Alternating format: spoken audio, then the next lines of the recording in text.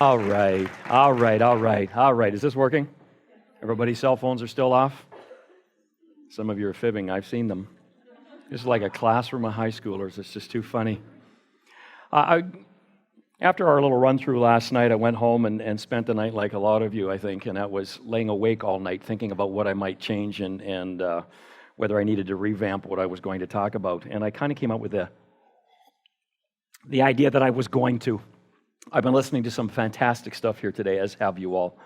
It's really astounding. I'm motivated. Years ago, let's go back in time. I was going to start with a timeline. I was going to go back to about here. That's kind of where I was born, and out to about where we are here now. And I was going to kind of lay the groundwork for who I am. So I'm going to do that really briefly, and then I'm going to cut to the chase and get to what I really want to talk about. And that is actually, it's changed up a bit. That's kids and education. So years and years ago, I was born, and I was born into a family and kind of a motivated group, and got to do a lot of things and had a lot of support as a kid, and was not overly messed with if we tried something and it didn't work out. That wasn't a big deal, and we got the affirmation that my siblings and we moved ahead and did a lot of stuff. So I kind of was one of those young guys that kind of got to go through and have a lot of fun at a lot of things, and I've been having a lot of fun at a lot of things. All right. School was great. High school was awesome because I finally, at that point in time, I kind of figured out that I had to stop being class clown. That was a revelation, and that's a different story for another day. It's also where I met my best friend, my wife, and we've been together since, and that has been just really, really awesome. And we just kind of moved ahead. We graduated, dated for a number of years, got married, had kids, and we in turn supported our kids like I was supported when I was young, and encouraged them to try new things and do all kinds of stuff. Now, I'm a contractor, architect, not an architect, designer and builder by trade. That's my trade, but now I'm a teacher by profession. I'm not sure how that transition happened because I teach high school and I love it. And I know that's weird, and don't even try to wrap your brains around it because it's just kind of crazy. But we got to the place in time where in business, I always had people saying, why don't you be a teacher? You should be a teacher. And I was like, are you out of your mind? Like when I walked out the door, it was mentioned earlier that sometimes those things you say will come back to get you. And when I walked out of high school, I thought, I am so done with this. I am never going back. Probably one of the most stupid things I ever said, but maybe one of the most enlightened at a different level. And so years later in business, I'm in business and friends are still saying this, and my mother is saying this. Of course, my mother's always said that. And I got to the place where I thought, Kath and I, we talked, and we thought, well, let's, maybe I should look into this. So I kind of did. And one thing led to another, and I was off to university. We had 4 kids, under 9. She's at home, and I'm at UBC, and pulled out of the trades and farmed all my contracts out, and I'm at school learning how to be a teacher, shop teacher. Because at that time, the quickest way through the portal was to become a shop teacher, because it's all about the shortest way through the portal. And so I went into the high school as a shop teacher and started teaching woodwork construction, so on and so forth. What I hadn't really anticipated, I don't think, was that in fact I was going to be teaching kids. I'm not sure. I kind of went in going to teach something, and what I found was actually some of you are sitting here today, and that's just trippy on a whole different level. And I think the revelation came around pretty fast. Well, I didn't survive long as just a shop teacher. Pretty soon I kind of morphed into leadership and student leadership and had a great ride there for a lot of years. And really just enjoyed working with young people. I get along with them. I love the age group of high schoolers, and I know that's weird. I tell them at the beginning of the year, I go, here's who I am, here's my background, here's what I do, and I'm going to say it now. You won't all know it, but I really love you guys, and I love where you're at, and I feel what you feel, and I understand it. It really freaks out the hockey players, I think, a little bit, but that's kind of where I'm at, and time will tell, because we're going to spend about 3 years together. We're going to spend 3 years together, and we may as well get to know each other. And so that's kind of how my trip starts. The years went by, and I'm going to take a bit of a jump ahead. I've always made it my top priority to get to know the students. All right, I don't teach kids. I have the privilege of teaching young adults or emerging adults. That's a different beast. The kids are across the street. All right, I don't teach at the middle school because duct tape the miracle tool, would be my best friend, all right? And it would not look good if the principal walked into a room full of tape cocoons. And so I teach high schoolers because I love the young adult and I love communicating with them and hearing what's important to them and just working through that stuff. And that's a pretty critical piece. A number of years back, I kind of morphed into a number of different things, and along came an opportunity for psychology. Now, high school psychology is not offered everywhere. It's kind of a hit and miss. Chilliwack, all three schools here do offer it now. But in our school, we referred to it as a onesie. So if you're a teacher and your teaching load wasn't full next year, you might have it, right? Or you might have it, and it would be that one-off thing. So your specialty could be something entirely different, but you got that course. How many of you have had a course taught by somebody who it wasn't their specialty? Okay, yeah. So we don't need to visit that one. So I kind of had an idea that maybe I'd like to play with this psychology thing. I studied it at school, as do all teachers, and I thought it was really cool. And I'd done some after upgrading with psychology. And so I asked at that time the principal we had, I said, look, give me a shot at this psych thing. I said, I think it'd be kind of cool, but I said, I want it for 2 years. I want to see if we can do something with it. I'm a builder. Right? I'm an assembler. I like taking stuff and bringing it together and trying new things. So I got an agreement that we could have it for 2 years, and that worked out pretty good. It went from 1 block to 2 right away, and then it went to 5 the next year, and it went to 9, and it's kind of held at 9, and we are running a full slate of psychology at CSS. But it's not book-driven, because I believe in books, and I love books, and I read a lot of books, but in order for it to really implant itself in a heart and a mind, I think it's got to be real. And sometimes it's hard with emerging adults, young adults, to take what's on a page and to make it real. And so I've tried to find ways over the years to turn it into something that was real, an opportunity to actually exercise what it says on the page.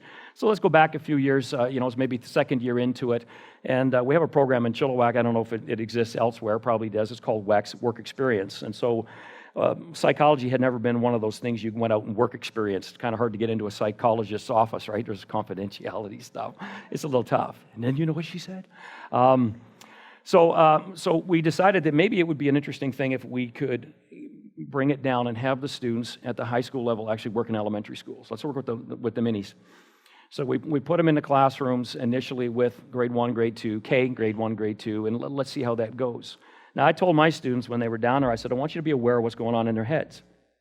So you're getting the work experience, but the psychology component is, what's going on?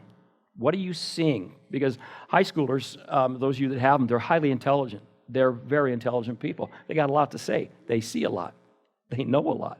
Some of my best lessons come from them. It works both ways. Every day it's just actually outstanding. I'd probably do this for nothing, but don't tell the super. I just said that, didn't I? All right.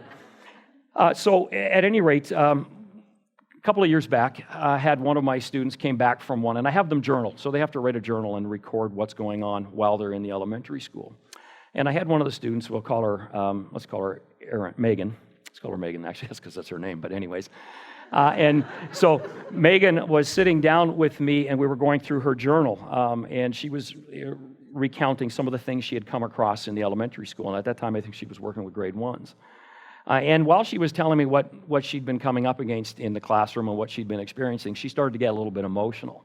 And listening to what she said, I started to get a little bit emotional. And of course, that made her more emotional. And it was a very emotional moment. And I logged on to something at that moment that I think I might have been aware of at a different level, but it maybe hadn't grasped. And that was that while she was helping the Munchkins with their lives, she, in fact, was being influenced and learning an awful lot about herself and about the community and about kids and about neighborhoods and about all that kind of stuff. And I get emotional even thinking about it now. And sort of that kind of went into the back of my head, and Megan moved on, and life went on. But in the back of my head was this sort of life-changing thing, and this idea that if Megan learned something from the interaction, there's no doubt that the little person learned something. If you do something positive for somebody, if you influence if you influence anybody, but certainly at this point I'm talking about little people, if you do something good for a little person, you can't take that back. You did it. You influenced. You listened. You were the friend. You sat down and put your arm around them, said, hey, you're okay. I see you. I understand what you're going through. If you do that, you can't erase it. And so this was going through my mind for a long period of time. And I had this notion that wouldn't it be nice if we could get the students graded, if I could actually have some of their credits count for doing something like this. Well, that led me to needing to talk to somebody. Well, somebody in town, Dr. Rob Lee's a psychologist. We've bumped into each other over the years in different issues and different community-related things. So I phoned Rob up and I said, could we have a breakfast? So we met at the airport. Good breakfast at the airport. Probably not a sponsor. Take that off. So we met and we talked about it. And we talked about this idea. I said, I'm thinking that this might be something that could work. What do you think? He said, yeah, it sounds kind of interesting. I wonder if we could make it happen. So we did that about 4 or 5 times, met, talked about, could we create a course? Could I create a course that would actually have all this happen?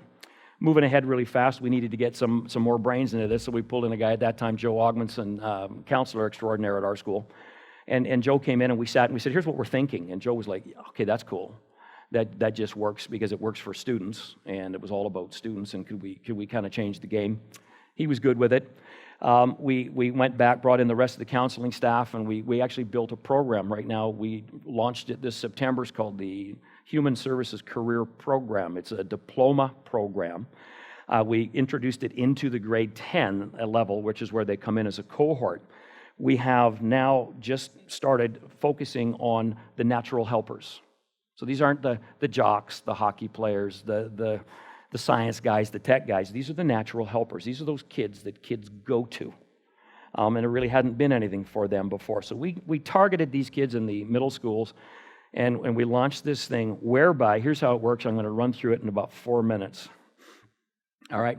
We've got Chilliwack secondary students working in the elementary schools, high school psych students working in the elementary schools on this side of the freeway.